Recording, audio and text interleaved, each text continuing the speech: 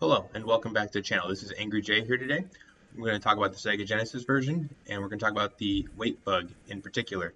So with the King of 94 3 signups coming up very shortly, that tournament will be taking place in October. I wanted to get some beginner videos out to help newer players or people who aren't as familiar with the game as some of the online players, so that they're a little less overwhelmed by some of the lingo that they may hear, in the FAQs or on the forums or even in my videos. So first thing I want to tackle is the weight bug and what is the weight bug. So think about the real NHL and how larger players tend to be more physical than lightweight players. I mean, there are certainly some exceptions to the rule, but generally speaking, heavier players can be more physical against the lighter players, and the lighter players have a more difficult time being physical with heavier players. But in NHL 94, the opposite is true. So when the game was in development 25 years ago, I believe, or we believe as a community, that it was the intent of EA Sports to have weight accurately reflected in the game, and they accidentally flipped the switch, essentially.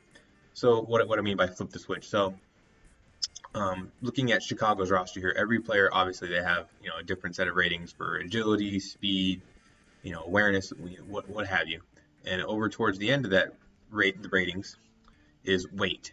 So what is the weight rating? Well, the weight rating helps determine a few different things. One of them is checking. So the things to keep in mind here are that weight, there are 15 different weight ratings in the game. They're listed 0 to 15 inside the game, but what we see here in the display are ratings like 228 for Steve Smith and 196 for Chris Chelios. So what do these mean exactly? Well, there's 15 different weights in the game, and they come in increments of 8. So you'll see Chris Chelios here, he's a 196, and then Michel Goulet, he's the next weight, 204, and then there's 212 and 220, and so on. So most players tend to fall between 188 and 212, but there are some players who fall below that and some who are heavier than that, obviously. The players who are lower than 188 are typically the ones that benefit most from the weight bug, because they tend to be lighter than 80-90% of the players in the game, so they're the ones that derive the benefit here. So let's go over an example to put some more meaning to this. So Jeremy Roenick is a 172 weight, which is a really low weight. There's only a couple players lower weight than him, but everybody else is essentially heavier than him. So if we look at the opponent for Chicago, which is Boston, you'll see that they have a couple of different players with 220 weight, like Ray Bourque, for example. So when Ray Bourque has the puck in user control, Jeremy Roenick has a very high chance of knocking down Ray Bourque with the puck because of the weight bug. Jeremy Roenick is lighter than Ray Bourque, substantially lighter. So he's going to have a really good chance of knocking down Ray Bourque to acquire the puck. So one thing to keep in mind with this is, yes, Jeremy Roenick is much lighter than Ray Bourque, but he's only a little bit lighter than Joe Juneau. He's only 8 pounds lighter. Typically, for a weight bug check to be successful on a consistent basis, a player needs to be at least 16 pounds less than the player they are attempting to check. So Jeremy Roenick here, he's going to be able to consistently body check Ray Bourque, Adam Oates, and Cam Neely because he's more than 16 pounds lighter than them. Players like Joe Juneau and Don Sweeney, it's going to be a bit more of a crapshoot. There's no real consistency here. I mean, Jeremy Roenick may be able to get a couple checks in here and there on them, but overall, he's going to have a real hard time being consistent with that. So he's going to have a hard time weight bug checking those players, Joe Juneau and Don Sweeney. So one thing that makes this really tough to use a player like Ray Bourque is because guys like Jeremy Roenick, who are really light, can just fly around the ice and knock them over when they have the puck.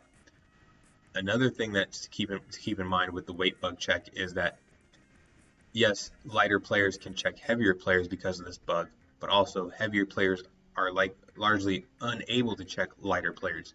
So if we go back to my team Chicago here, you look at Steve Smith, he's a 228 weight.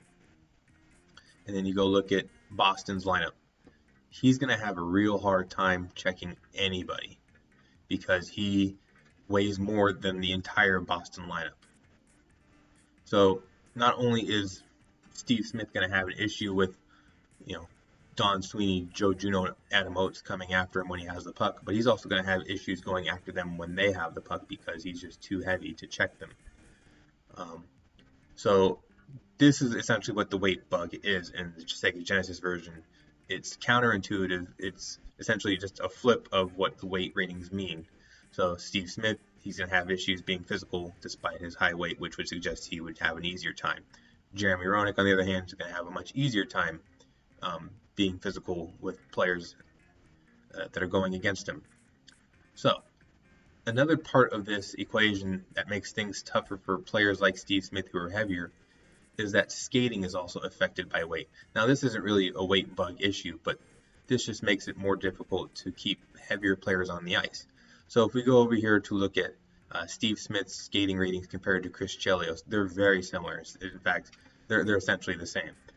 But if you go over and look at their weight, you'll see that Chris Chelios is 32 pounds lighter than Steve Smith, which means Chris Chelios is going to have an easier time starting, he's going to have an easier time stopping, and he's also going to have an easier time turning than Steve Smith will. And Jeremy Roenick is going to even have an easier time than Chris Chelios because he's even lower weight than Steve Smith and Chris Chelios. So this is one thing to really keep in mind is with these heavier players. I mean, yes, Steve Smith has a lot of good skills, but because he's so heavy, people who aren't familiar with the game and don't have all the weights memorized might have an issue getting the most use out of Steve Smith. So guys like Cam Russell, who have much lower ratings, all of a sudden become much more appealing options because of their low weight and with the ease in which they can body check people with, and also resist body checks in many cases. So does this mean that all heavyweight players are useless? No, some of them have so much skill that they can overcome this. But also, there's a different piece of technology in the Sega Genesis version that allows heavier players to actually body check lighter players. How, you might ask?